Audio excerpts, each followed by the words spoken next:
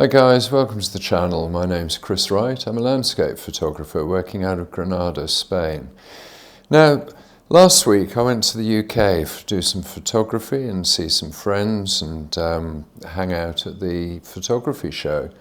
And the trip was a great success. I enjoyed myself thoroughly. The photography show was excellent. We met up with various people there, a bit of networking, try new things, and I saved myself a small fortune by trying out a new lens, which I decided after trying I very definitely didn't want. And I'm not going to name the guilty party, but yes, a lesson learned there.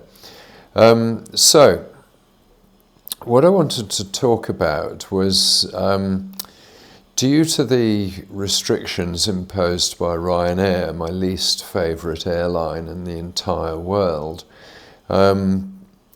it's very difficult to take a camera bag with a full quota of lenses. So I elected to take with me, and this was partially because I was doing a photography job while I was over there, as well as doing my own thing.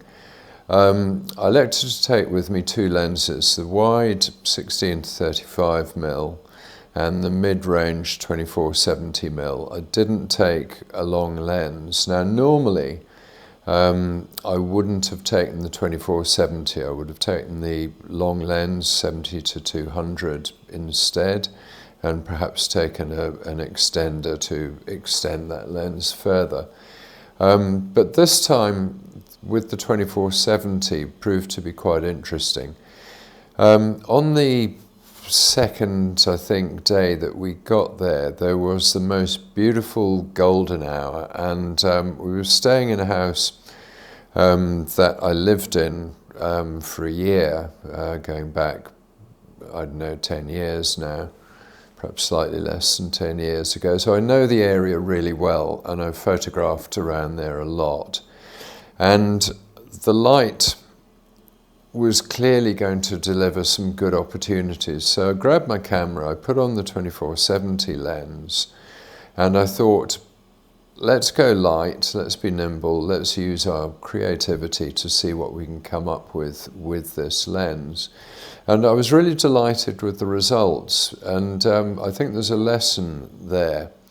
The first lesson to be learned really in this is that you shape your shots to suit the lens. Obviously with the 24-70 I'm not going to be taking wide open vistas with huge foregrounds. I haven't got the width to do the sort of imposing wide angle portrait oriented shot of tall trees or whatnot with a prominent foreground.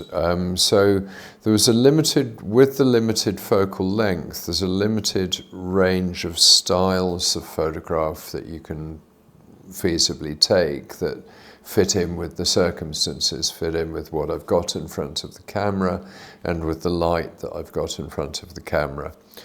So the first photograph let's talk about. This is a photograph of, it's not really a lake, it's more of a flooded field. And I was delighted to find that the farmer had left the gate open, which I was born and raised on a farm. I don't generally climb over closed gates out of respect for the farmer, really, and out of respect for what's going on in the field. If the field's fallow, then I probably will, but if the field's been freshly sown or ploughed or anything like that, I won't impose myself. But this was wide open. The lake was about 100 metres into the field, and I figured out that if I went into the field to the lake and got the lake between me and the stand of trees on the far right-hand side of the field, I will be able to get a nicely balanced classic reflection with the glow of the setting sun behind it and golden light in the trees.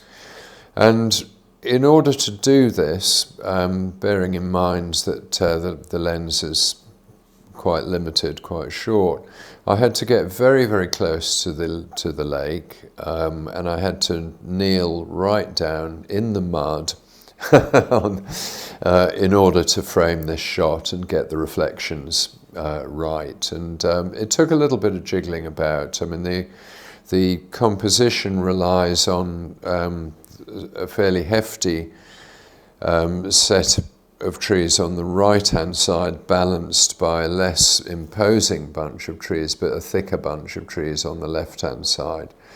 So it's about getting that balance right in the frame, and it's about getting the dividing line between the reflection, the rest of the field, and the things that are being reflected. So we've got this band that runs across the centre of the frame. And I was quite pleased with the results. I think I took only 3 or 4 frames. I gave it a little bit of a helping hand in post, adding a little touch of magenta to the sky, making it that slight sort of purpley colour. But other than that, really not very much was done with this in post, and it turned out, I think, really nicely indeed. So that was the first lesson. First lesson and sort of wraps another lesson inside it, which is move your feet, get in there, get down in the dirt, and boy was I dirty when I came out of that field. And throw caution to the winds and get the shot. So I was quite pleased with that. I was quite pleased with the way it turned out.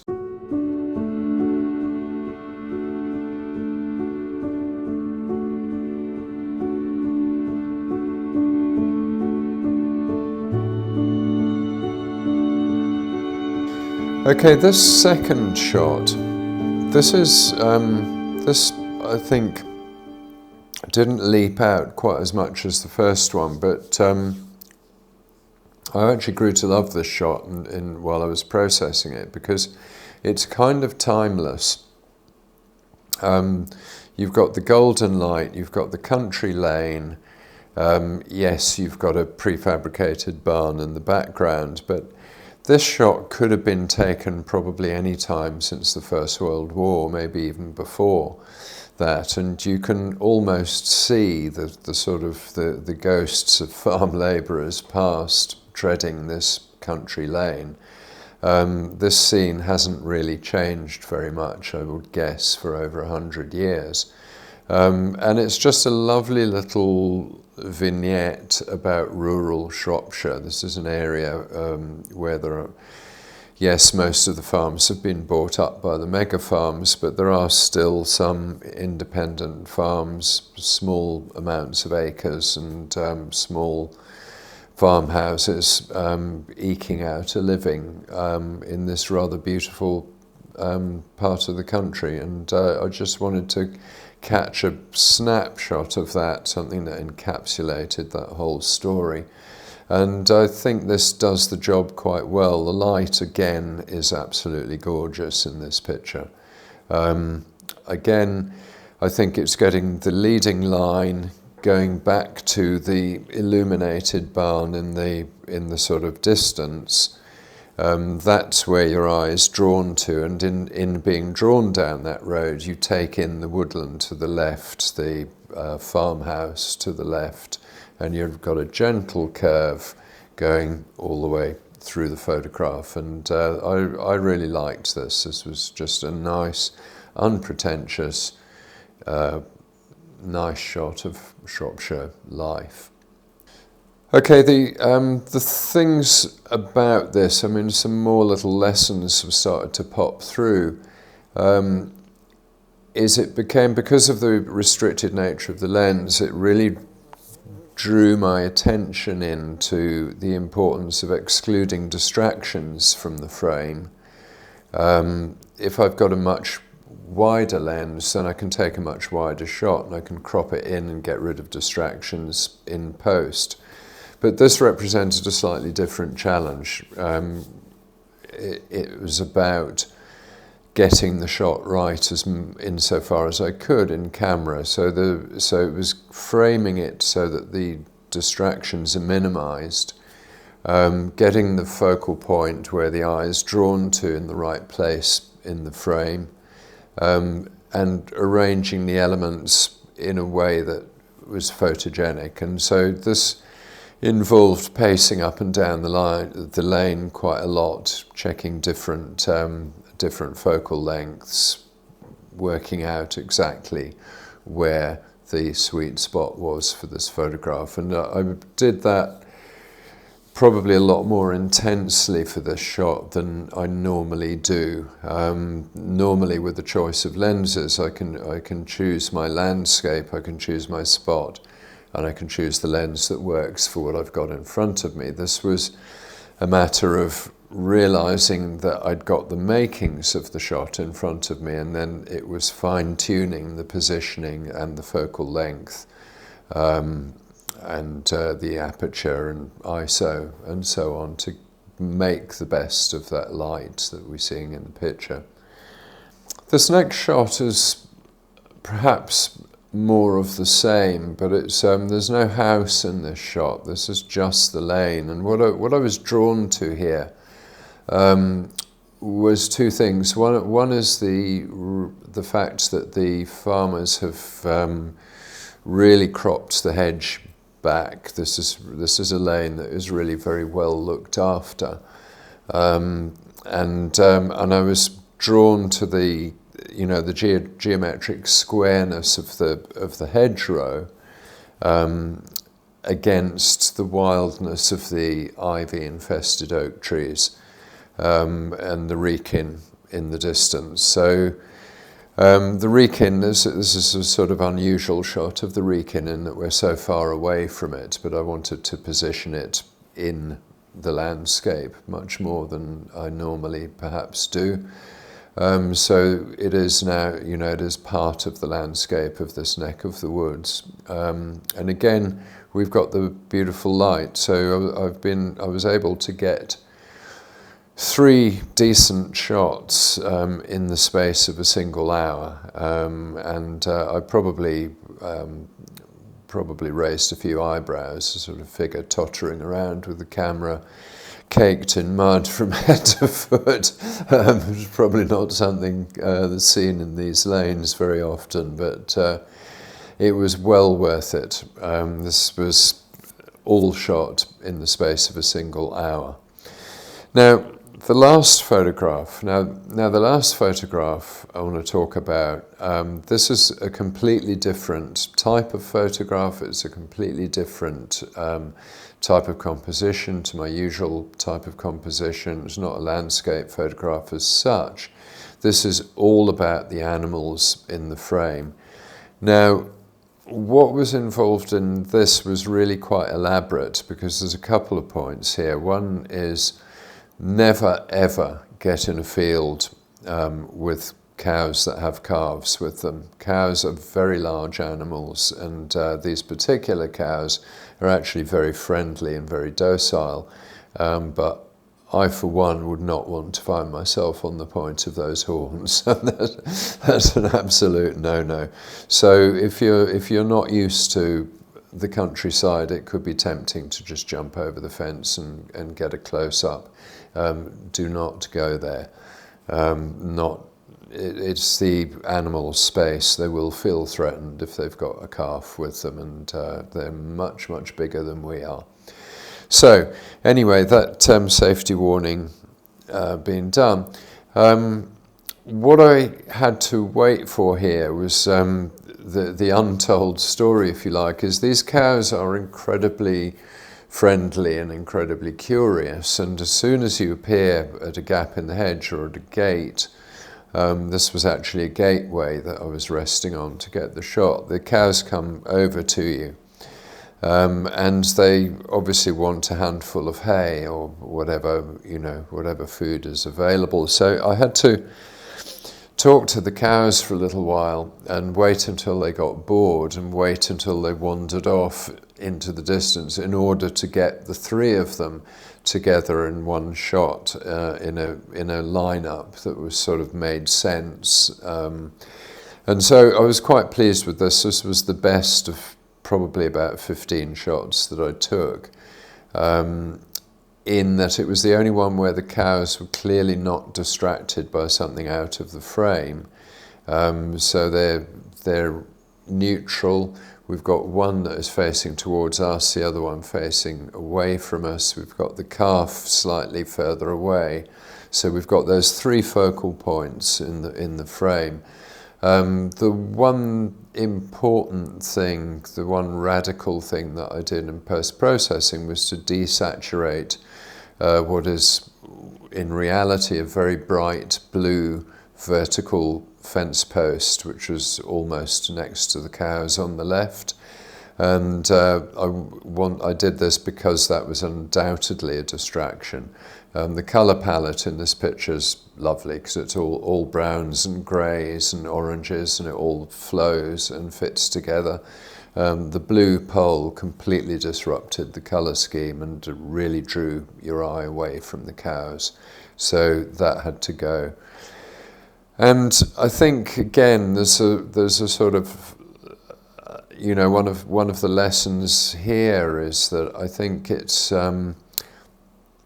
we're sort of in danger of straying into the AI debate a little bit here. But my view on, I like to go for natural looking photographs, and if the light's extraordinary, then that's still natural, and I'm fine with that. And I will make the most of that in post. I think that doing that sort of correction that I've just mentioned, removing the post, it does the photograph a favour. It makes the photograph better, and it makes for a better viewing experience for the viewer. Now, if I had done a complete sky replacement here, for me that would be verging on the unethical. There's nothing wrong. Actually, I like the slate grey sky and the cloudiness here. I like the vaguely threatening element to it, and I like the dull light in the picture. The warmest thing in the picture are the cattle. I generally got on well with this picture. I liked it a lot. So that's the pick of the bunch. I think the lesson that was learned here was that if you just take a single lens, you do have to work that much harder to get good photographs. But I think I'd hark back to the first photography workshop that I ever went on about 20 years ago. We did photographs with the wide angle, we did photographs with the 70-200, and I started reaching for for this lens, the 24-70 lens, and the guy that was running the workshop said, no, we don't use that lens in landscape photography, that is not a lens to use. And I was puzzled at the time, because actually, for me, you can use any lens you want for landscape photography, macro, wide angle, it's about finding the photograph that works well with the lens. It's always about that. It's not about the lens finding the photograph for you. It's about matching the lens, the capabilities of the lens, the capabilities of the camera to the thing that you see in front of you. And I read somewhere, and I really can't remember where it was, I think it was in Black and White magazine, which is an excellent magazine, and I'm in no way associated with it, but I would thoroughly recommend Black and White photography. But in that magazine, somebody said, if you want to be a better photographer, put better things in front of your camera. And I think there's a great deal of truth in that, and that is one of the reasons, in fact, that I moved to Spain, or it was a contributing factor in my move to Spain. But the thing that interested me about this entire day was the fact that I was in very familiar circumstances, very familiar landscape. I shot with a different lens, and I have never taken photographs like this before. And I think these photographs actually say a great deal more about rural Shropshire than many of the photographs that I took in the 5 years that I was here. And I think there's a few things contributing to that. There was perhaps some preconceptions around the lenses that were sort of suitable, in inverted commas, for landscape photography. And I think there was also the fact that I was working as a commercial photographer at the time, so I was less inclined to, you know, after a long day in the studio, less inclined to go out with my camera in the evening and take advantage of golden hour. So there's that.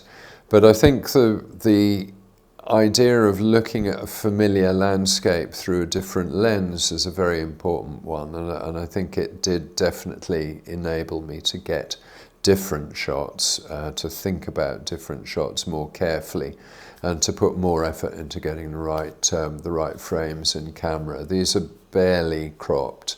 I've cropped these to 16 by 9, but there is very, very little cropping of the sides going on here. Okay, so that's it for this week. I hope you've enjoyed this. I hope it's been useful. I would definitely recommend going out with a single lens from time to time. It's an extension of the philosophy that I talked about in a much earlier video, which I'll put a link to here. But well worth doing it. You might feel frustrated that you've lost the opportunity to, you know, get a different style of shot, but hey, you can always go back. And that's especially if you live there. I think there's a lot to be said for shooting familiar scenes with unfamiliar lenses. I think this is a real good plan. Okay, so thanks for watching, guys. If you've enjoyed the video, give us a like as usual. All comments are welcome. Do put a comment in the comment section. It's fascinating what people choose to comment on, and very helpful in fact on many occasions when people have suggested things that I hadn't thought of. So that's great for me, and hopefully it's great for other people watching the channel too. So, and of course you can subscribe to the channel if you've enjoyed this video. Thanks a lot, guys. We'll see you next week with another video about Affinity Photo. Thanks a lot. Bye now.